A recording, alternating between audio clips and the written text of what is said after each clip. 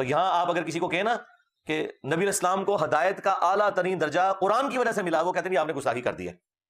وہ تو مفتی اکمل نے نہیں کہا تھا کہ نبی کے قدموں سے ہمیں قرآن ملا؟ نعوذ باللہ. اندازہ کریں. آج کل علم حاصل کرنے کا سب سے پاورفل ذریعہ ہے سوشل میڈیا، اور وہاں پہ ہر طرح کا جاہل ترین آدمی بیٹھا ہوا ہے، اس کو استنجا کرنا آتا نہیں ہے، اور وہ وہاں بیٹھا ہوا قرآن حدیث کے دلائل دے رہا ہے، اور پھر وہ الٹے سیدھے دلائل پڑھنے کے بعد تو اور انسان کا ذہن گڑبڑ ہو جاتا ہے. سب سے بڑا اللہ کا فضل، سب سے بڑی اللہ کی رحمت کہ ہمارے سرکار کے قدموں سے ہمیں قرآن ملا ہے، کہ ہمارے سرکار کے قدموں سے ہمیں قرآن ملا ہے، کہ ہمارے سرکار کے قدموں سے ہمیں. ہاں جی، پہلی آیت جو ہے وہ سورہ یونس سے انشاءاللہ تعالی ہم ڈسکس کریں گے. سورت نمبر 10 ہے اور آیت نمبر ہے اس کی 15 اور 16، جو ان کی نظر میں تو شاید گستاخانہ ہو لیکن یہ عقائد کلیئر کرتے ہیں.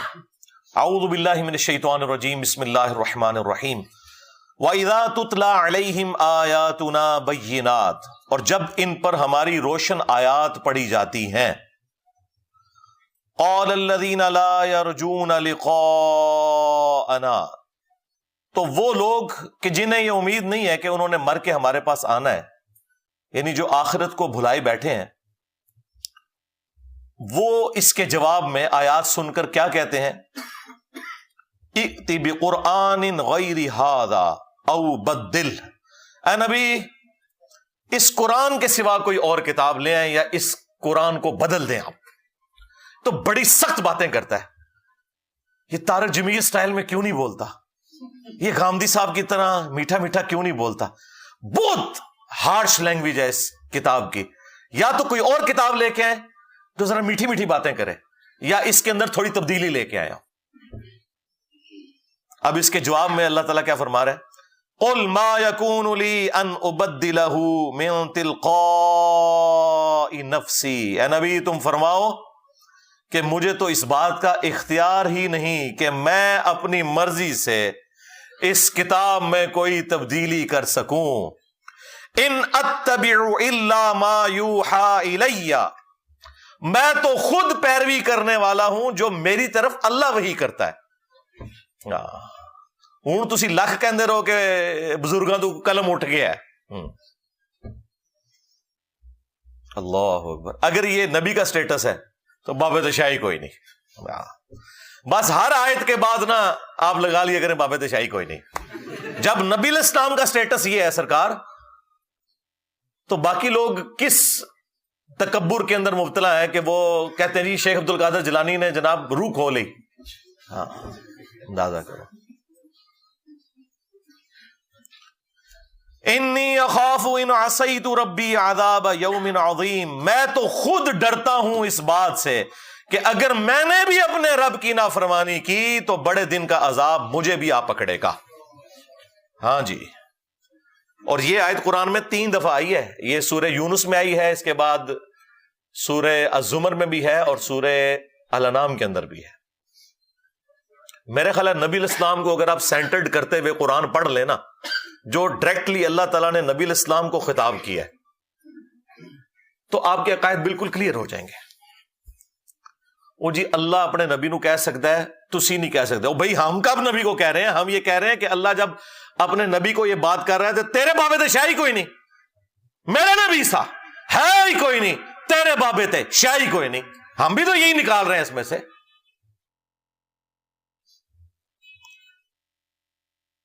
قُلْ لَوْ شَاءَ اللَّهُ مَا تَلَوْتُهُ عَلَيْكُمْ، اے نبی تم فرماؤ کہ اگر اللہ ہی چاہتا نا تو میں کبھی بھی قرآن تم پر تلاوت نہ کرتا. وَلَا أَدْرَاكُمْ بِهِ، اور نہ اس کتاب سے متعلق تمہیں میں کوئی خبردار کرتا. فَقَدْ لَبِثْتُ فِيكُمْ عُمُرًا، تو دیکھو میں نے اپنی عمر کا ایک اچھا خاصا حصہ تم میں گزارا ہے. من قبل، اس قرآن کے نزول سے پہلے. افلا تعقلون، کیا تمہیں عقل نہیں ہے؟ یعنی میری اعلان نبوت سے پہلے کی 40 سال کی زندگی اس کے اوپر گواہ ہے کہ میں نے کسی بھی شاعر کی شاگردگی نہیں کی، کسی فلاسفر کے پاس بیٹھا نہیں ہوں، اور اچانک میرے اوپر یہ کلام نازل ہوا ہے جس نے بڑے بڑے شعراء کو مجبور کیا کہ وہ اپنا کلام پھاڑ دیں. اور میرا کردار اس کے اوپر گواہ ہے کہ میں نے کبھی جھوٹ نہیں بولا.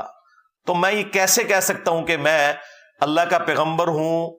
تو یہ بات میں کوئی جھوٹا کلیم کر رہا ہوں؟ یقیناً میری طرف وہی آئی ہے تو جب ہی میں یہ بات کر رہا ہوں. نبی الاسلام کی اعلان نبوت سے پہلے کی زندگی کو بھی اللہ تعالیٰ نے کفار مکہ سے صادق اور امین کہہ کے منوایا،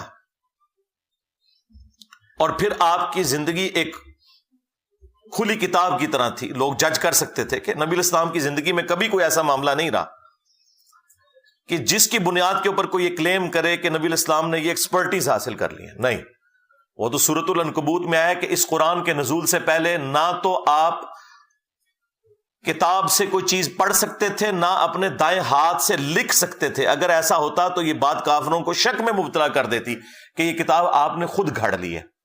یہ نبی الاسلام کا معجزہ تھا کہ آپ لکھنا پڑھنا نہیں جانتے تھے، ورنہ تو لوگ اعتراض کر سکتے تھے.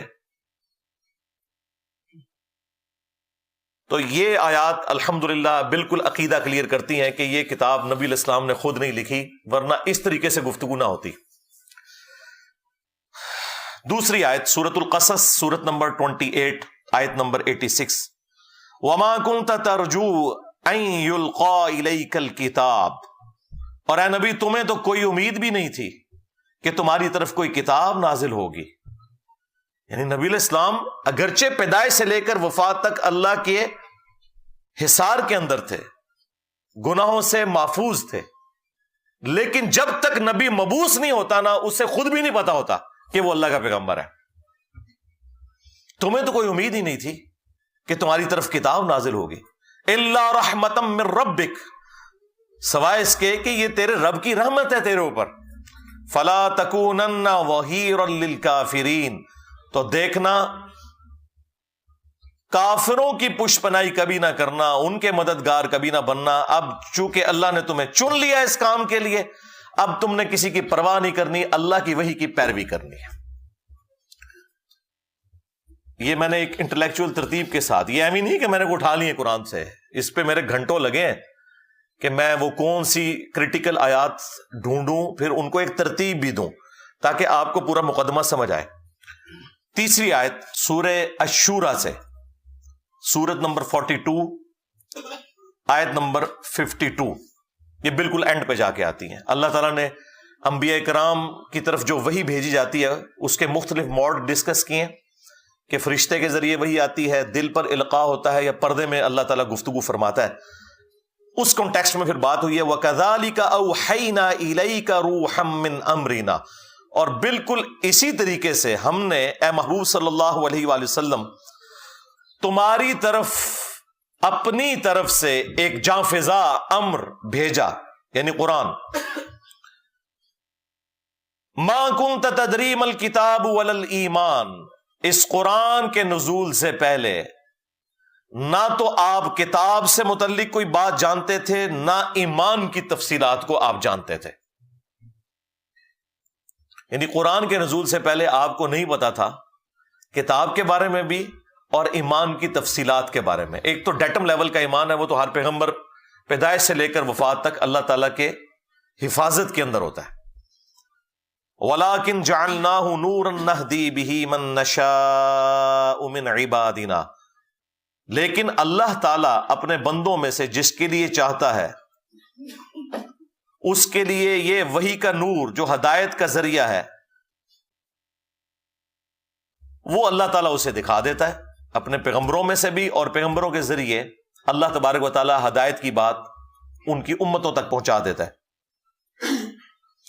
وَإِنَّكَ لَتَهْدِي إِلَىٰ صِرَاطٍ مُسْتَقِيمٍ، اور بے شک اے نبی تم سیدھے راستے کی طرف، ہدایت کے راستے کی طرف رہنمائی کرتے ہو.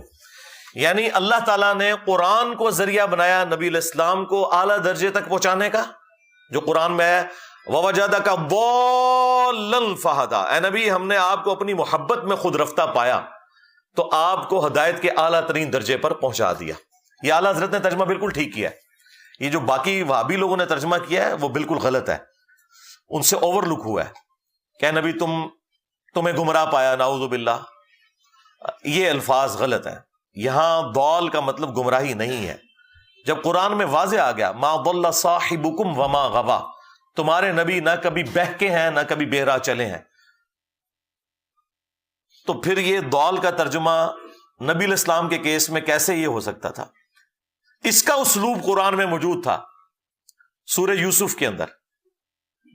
ان ابانا لفی ضلال مبین، ہاں بے شک ہمارے ابا جان یوسف کی محبت میں ڈوب چکے ہیں۔ ظاہر ہے وہ یعقوب علیہ السلام کے بیٹوں نے یہ تو نہیں کہنا تھا ہمارا ابا گمراہ ہو گیا ہے، کافر ہو جاتے، ابا پیغمبر بھی تھا، اس کے صحابی بھی تھے، پیغمبر کی اولاد تھے، انہوں نے کہا یوسف کی محبت میں ڈوب چکے ہیں، تو وہاں پر ضلال مبین محبت میں ڈوب چکے ہیں، تو یہاں پہ بھی یہی ترجمہ ہوگا ووجدک ضالا فہدی، اے نبی آپ کو ہم نے اپنی محبت میں خود رفتہ پایا تو ہدایت کے اعلیٰ ترین مقام کے اوپر پہنچا دیا۔ اسی کو سپورٹو وہ بخاری کی حدیث ہے جو حضرت عمر نے سیدنا ابوبکر کی خلافت کے دوسرے دن خطبہ دیا تھا، صحیح بخاری میں یہ حدیث موجود ہے۔ پہلے حضرت عمر ممبر پہ آئے، انہوں نے خطبہ دیا، پھر حضرت ابوبکر نے خطاب کیا، تو حضرت عمر نے اپنے خطبے میں کہا کہ چونکہ صحابہ کرام کے دل دکھی تھے آپ کی وفات کی وجہ سے، تو انہوں نے کہا کہ دیکھو اللہ تعالیٰ نے اپنے نبی کے لیے وہ پسند کیا جو ان کے لیے بہتر تھا، یعنی اپنے پاس بلا لیا، اور تمہارے لیے تمہارے پیغمبر نے کتاب چھوڑی ہے، اللہ کی کتاب، یہ وہ کتاب ہے جس کے ذریعے اللہ نے اپنے پیغمبر کو ہدایت دی، اور اب اس کتاب کے ذریعے تم بھی ہدایت حاصل کرو اور آگے اس کتاب کے ذریعے ہدایت والا معاملہ کرو۔ وہی جو قرآن میں آیا ہوا اوحی الی ھذا القرآن لانذرکم بہ ومن بلغ، اے نبی تم فرماؤ قرآن مجھے اس لیے وحی کیا گیا تاکہ اس قرآن کے ذریعے میں تمہیں بھی تبلیغ کر دوں اور جس تک یہ کتاب پہنچ جائے وہ بھی اسی کتاب کے ذریعے تبلیغ کرے۔ تو یہاں آپ اگر کسی کو کہیں نا کہ نبی علیہ السلام کو ہدایت کا اعلیٰ ترین درجہ قرآن کی وجہ سے ملا، وہ کہتے ہیں آپ نے گستاخی کر دی ہے۔ وہ تو مفتی اکمل نے نہیں کہا تھا کہ نبی کے قدموں سے ہمیں قرآن ملا، نعوذ باللہ، اندازہ کریں۔ آج کل علم حاصل کرنے کا سب سے پاورفل ذریعہ ہے سوشل میڈیا، اور وہاں پہ ہر طرح کا جاہل ترین آدمی بیٹھا ہوا ہے، اس کو استنجا کرنا آتا نہیں ہے اور وہ وہاں بیٹھا ہوا قرآن حدیث کا دلائل دے رہا ہے، اور پھر وہ الٹے سیدھے دلائل پڑھنے کے بعد تو اور انسان کا ذہن گڑبڑ ہو جاتا ہے۔ سب سے بڑا اللہ کا فضل، سب سے بڑی اللہ کی رحمت کہ ہمارے سرکار کے قدموں سے ہمیں قرآن ملا ہے، کہ ہمارے سرکار کے قدموں سے ہمیں قرآن ملا ہے، کہ ہمارے سرکار کے قدموں سے ہمیں قرآن ملا ہے۔ یعنی یہ قرآن کو نبی کے انڈر کر دیتے ہیں، بھائی نبی مخلوق ہے، قرآن مخلوق نہیں ہے، اللہ کی صفت ہے۔ نبی کے قدموں سے قرآن ملا، اندازہ کریں، یعنی الفاظ کا چناؤ ان لوگوں کا دیکھیں۔ تو میں نے اس کے اوپر پوری گرفت کی تھی کہ یار نبی علیہ السلام کی شان بیان کرتے ہوئے جو کتاب نبی کی اعلیٰ ترین ہدایت کا ذریعہ ہے اس کو آپ نبی کے قدموں کے اندر کیوں ڈال رہے ہو یار؟ اللہ سے ڈر جاؤ۔ اچھا یہ مولوی آپ کو یہ تو کہتے ہوئے نظر آئیں گے کہ جی قرآن ڈائریکٹ پڑھنے سے بندہ گمراہ ہو جاتا ہے، قرآن و حدیث ڈائریکٹ نہ پڑھو۔ ان سے یہ پوچھو کہ یہی بات پھر ہم یہ کریں نعوذ باللہ من ذالک کہ نبی کے پاس بیٹھنے سے انسان گمراہ ہو جاتا ہے، تو کہیں گے توبہ توبہ توبہ توبہ توبہ۔ ہم کہیں گے ابو جہل نہیں ہوا وا، کہیں گے وہ تو اس نے خود نہیں قبول کیا نا، تو تجھے بھی خود نہیں نہ قبول کیتا قرآن و حدیث، تو اس میں قرآن کا کیا قصور؟ جس طرح وہاں نبی کا قصور نہیں ہے نا کہ ابو جہل جو ہے وہ بے ایمانی کی موت مر گیا، تم لوگ جو ہے گمراہی کی موت مر رہے ہو، تو اس میں قرآن و حدیث کا قصور نہیں ہے، تم لوگ قرآن و حدیث کو اپنا امام ماننے کے لیے تیار ہی نہیں ہو۔